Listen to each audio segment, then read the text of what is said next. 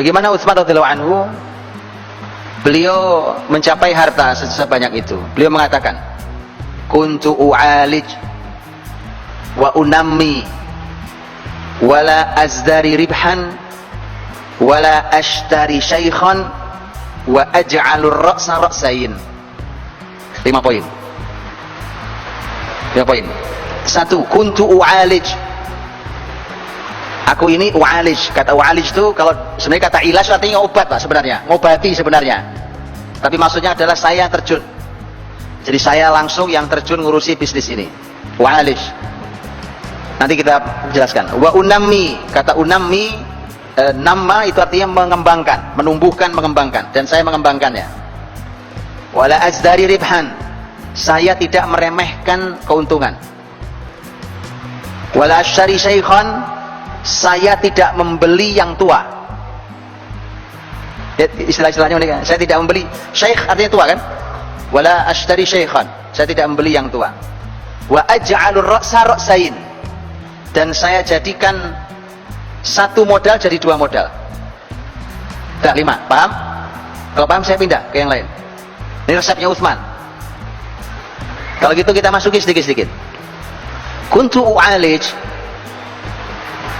dijelaskan oleh para ulama, artinya adalah bahwa Utsman radhiyallahu anhu dalam bisnisnya tidak mewakilkannya pada orang lain. Saya langsung yang tangani, saya langsung yang mengurusinya, saya terjun langsung di bisnis ini. Artinya apalagi di awal-awal bisnisnya, maka Utsman itu langsung terjun sendiri, tidak diwakilkan pada orang lain, tidak dari awal sudah sibuk gaji orang, maka semua ditangani sendiri. Sehingga dia akan punya banyak kelebihan, punya pengalaman. Karena penting seorang pemimpin ketika dia punya pengalaman, maka bahkan nanti ketika dia punya anak buah banyak, dia tahu gelagat sekecil apapun dia tahu. Kan begitu, karena dia punya pengalaman. Saya pernah seperti kamu juga, ya kan? Bahkan dari sejak nol saya seperti kamu, tahu. Saya tahu kamu gelagatnya mau ngapain, saya tahu. Selain punya interaksi dengan banyak orang, karena orang berdagang jual beli, kalau dia tangani sendiri, dia punya pengalaman dan dia punya interaksi dengan siapapun, umpamanya dengan pembeli atau dengan penjual lain dan seterusnya. Itu kata u'alij.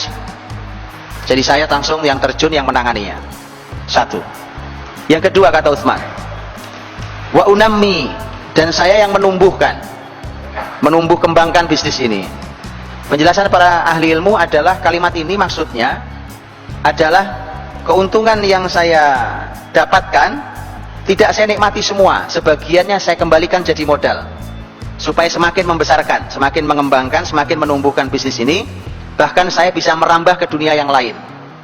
Jadi keuntungannya tidak diambil semuanya.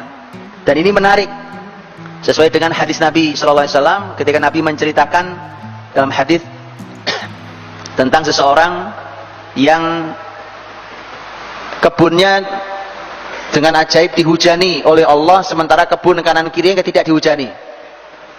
Ya, maka kemudian ditanyakan kepada si pemilik kebun, memang apa istimewanya Anda? Orang lain tidak dapat hujan kebunnya, tapi kebun Anda dihujani sendiri. Dia mengatakan, setiap hasil panen saya bagi 3. Saya bagi 3. Jadi selalu sepertiga. Ya, sepertiga saya nikmati hasilnya, termasuk umpamanya untuk operasional apa, dan termasuk yang saya nikmati.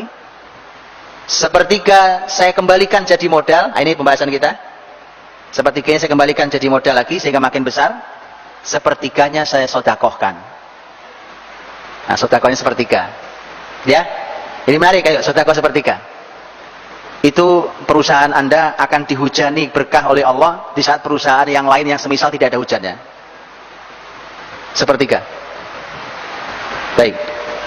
Wa unammi, kata Utsman, saya kembangkan.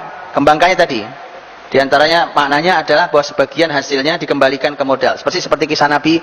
Ini kan kisah-kisah ini diceritakan kepada para sahabat. Jadi para sahabat itu menjadikan kisah itu jadi inspirasi mereka, jadi ide mereka. Yang ketiga, wala azdari ribhan, saya tidak pernah meremehkan keuntungan.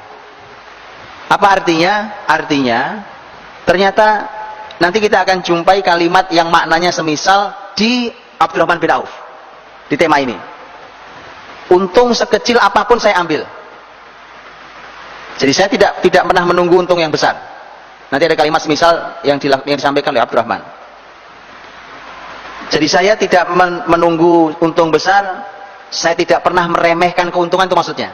Walau kecil saya tidak pernah meremehkannya. Ya cuma kecil, gak ada. Selalu ini menjadi syukur saya, sekecil apapun keuntungan. Karena untung. Masya Allah, orang lain rugi, saya untung. Walau kecil untungnya. Lihat barokahnya.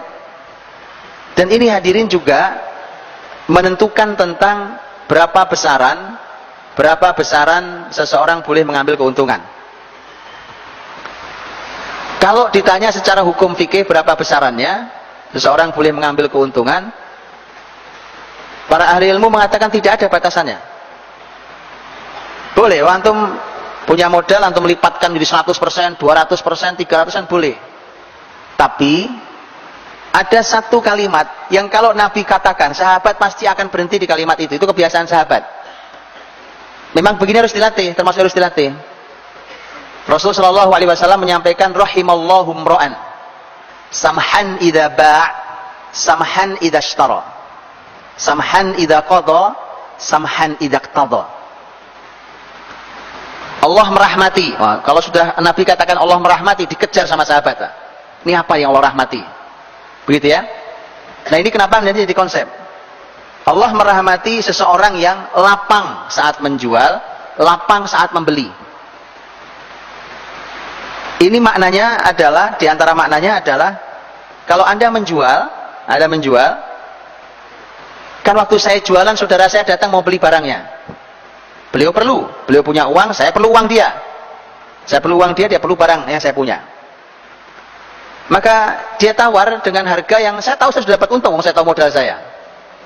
Maka Allah merahmati seseorang yang lapang saat menjual. Ngerti maksudnya? Lapang saat menjual. Artinya ya sudah, antum ambil. Saya sudah untungnya, walaupun kecil saya sudah ada untungnya. Nah ini yang bikin berkah, karena dirahmati Allah Subhanahu Wa Taala. Dan ini ternyata konsepnya Utsman. Wala azdari ribhan. Saya tidak pernah meremehkan keuntungan. Semua saya syukuri, sekecil apapun, justru itu jadi konsepnya nanti. Abdurrahman lebih jelas nanti kalimatnya, itu ternyata malah konsepnya. Ngambil untung tidak banyak-banyak, dengan itu maka perputarannya percepat. Kurang lebih begitu. Ya. Wala ashtari syaikhan. Saya tidak membeli yang tua. Kata syaikh artinya tua. Kalau bicaranya adalah barang umpamanya, maka saya tidak membeli barang yang stok lama. Karena ternyata tetap saja orang nyari yang baru. Kalau orang beli gandum, gitu nanya, ini gandum kapan nih? Atau dilihat-lihat gini, ini kayaknya udah lama nih gandum nih, gitu ya. Tetap saja orang yang baru. Ternyata Utsman mengatakan, kalau saya tidak membeli barang yang sudah numpuk lama, gitu ya, sudah tersimpan lama, kemudian saya tidak beli itu, saya cari yang baru. Saya cari yang baru. Wala ashtari syaikhan. Wa aj'alur ra'sa ra'sain. Dan saya jadikan ra's artinya kepala, artinya modal. Saya jadikan modal, satu modal jadi dua modal. Apa artinya? Kalau saya meletakkan uang saya umpamanya punya uang nih.